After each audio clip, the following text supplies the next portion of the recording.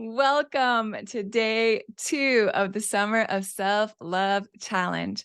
I'm so grateful you guys are back with day 2. It was so awesome to see you lean in yesterday, to show up for our Facebook Live, posting your before and afters of the physical space that you decluttered, and really committing and being intentional about putting in that time to create some emotional space also. I know sometimes that can feel really uncomfortable, and it can be something that's really easy to put off and not do, especially when there's no one really there to hold you accountable.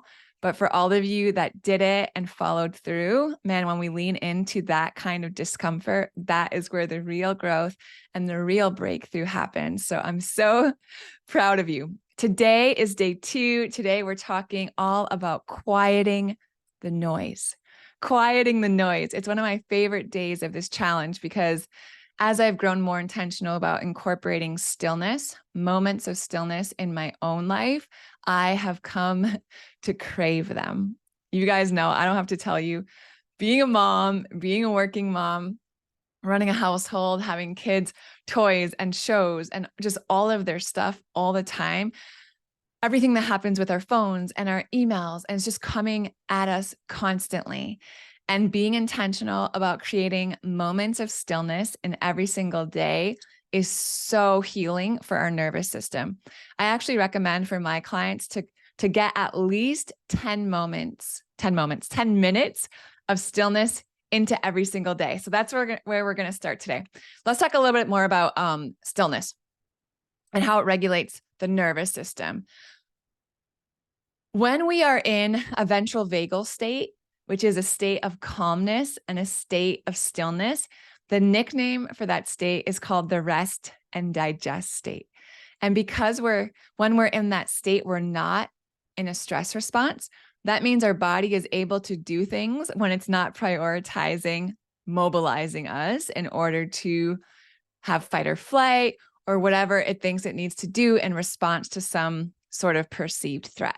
So when we are able to incorporate moments of stillness, it allows our body to enter into a different state of our nervous system where our bodies can truly heal and rest and use all of the resources that we have within us to function properly because we're not in a stress response. So that means our heart rate actually comes down, our blood pressure actually comes down, our digestion changes, right? Our blood supply is being used for the things that it can be used for when, again, it's not mobilizing for a stress response. So a state of stillness is so important. It helps us to create space. It helps us to manage our emotions better. It's associated with so many different things, increased creativity, productivity. So today's challenge is really just allowing ourselves to slow down and find moments of stillness amidst all the chaos of day-to-day life. So here's the challenge. Let's get into it. Level 1 of the challenge today is you're going to make 10 minutes of stillness. 10 minutes of stillness. You can do it right now as you're watching this video. Pause it and go have 10 moments of stillness. You can work it into your lunch break. You can go on a walk and have your 10 minutes of stillness then. You can do it tonight right before you go to bed, 10 minutes before you fall asleep. But the point is that you want to have no stimulation during that time. So 10 minutes of stillness is not 10 minutes of listening to a podcast. 10 minutes of stillness is not, sitting on the couch while someone's watching TV in the same room as you. Stillness is stillness. So I put some ideas in the challenge today about what you could do. Go for a walk without your earbuds, unless you're just going to be listening to calming music or some sort of meditation, that would work. You can just sit or lay for 10 minutes. Again, you can listen to a meditation or just calming, soothing music. One of my favorites is you can take a low stimulation shower. So if you're going to shower tonight before you go to bed, turn down the lights or turn off the lights, maybe put some candles in there. You can play some really calming music and allow yourself to just have a really slow shower. I don't know about you guys, but with small children, often when I shower, it's just like a rush. Like I'm doing it as quickly as I can. Get in, get out, like wash my hair, get out. Someone's going to need me or someone's interrupting me. But man, the moments where I tell my husband, like, I'm going to go take a 15-minute shower, and I'm locking the bathroom door, please help me not be interrupted. It's so different, right? To just stand under the water and let it beat down on me without bright lights and loud noises. There's just something really, really relaxing and healing about that. So maybe you could try that. 10 minutes of prayer, beautiful. 10 minutes of meditation, awesome. You could also do 10 minutes of guided breath work. That's really powerful. In the challenge, in the landing page for the challenge today, I included two different, they're about 10 minutes, breath work, guided breath work exercises from YouTube. The links are right there. You can try one of those if that seems to work for you. I know for me, when I do guided breath work, it really helps me to get out of my head and into my body. So if 10 minutes of stillness is something that is new for you and you think that you might struggle trying to spend 10 minutes not thinking about anything or 10 minutes meditating, it can feel like a long time when it's new. Maybe guided breath work is a good way for you to start. So that's level 1 of the challenge. And then level 2 of the challenge today, I love this so much. You're going to go through your phone, all the apps on your phone, and you're going to be ruthless in this, is my encouragement to you. Delete any apps that you're not using. Delete any apps that are just taking up space. Delete all of those crazy games that your kids downloaded on your phone that no one ever uses. And then you're going to go through your notifications. So go to the settings in your phone, find your notification settings, and just start turning them off. I even turned off all the notifications for my emails, my personal emails, and my work emails. I turned off all the notifications for social media, and it has gone so far in reducing my level of stimulation.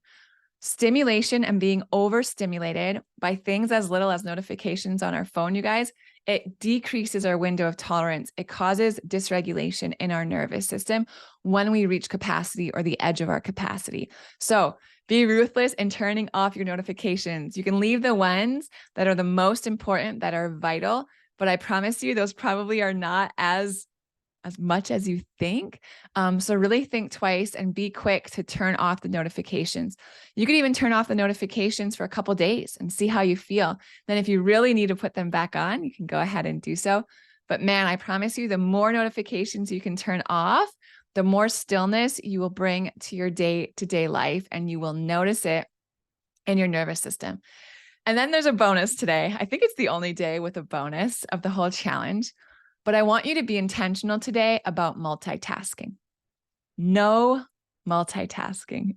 I know as moms, we can be master multitaskers, but guys, the evidence, the research has shown that multitasking is actually inefficient. It's not efficient. It's not a good way for us to produce. Multitasking is also really taxing on our nervous system. The constant switching back and forth between tasks, our brain, the way it functions in our brain, the focus that it requires to try to go from one thing and then another quickly back and forth is taxing on our nervous system. It increases anxiety and it increases cortisol, which increases stress. It increases our blood pressure. It increases our heart rate. So I know we're patterned to do this. All I really want you guys to do is grow in your awareness of your multitasking. So when you catch yourself multitasking today, tomorrow, in the next few days, you're just going to take a deep breath and refocus on one single task. And you're going to start repatterning that part of your brain. And the more you're able to focus on one task, the more regulated your nervous system will be. And you'll find that you're actually able to stay more focused and you're able to be more productive in that one task. You're going to be more efficient. You're going to get it done more quickly. It's going to be better quality work because your attention was more focused because you were not multitasking. All right. So that's your challenges for today. Go for it. Again, I want to hear how it's going in the Facebook group. So make sure to put your findings in there.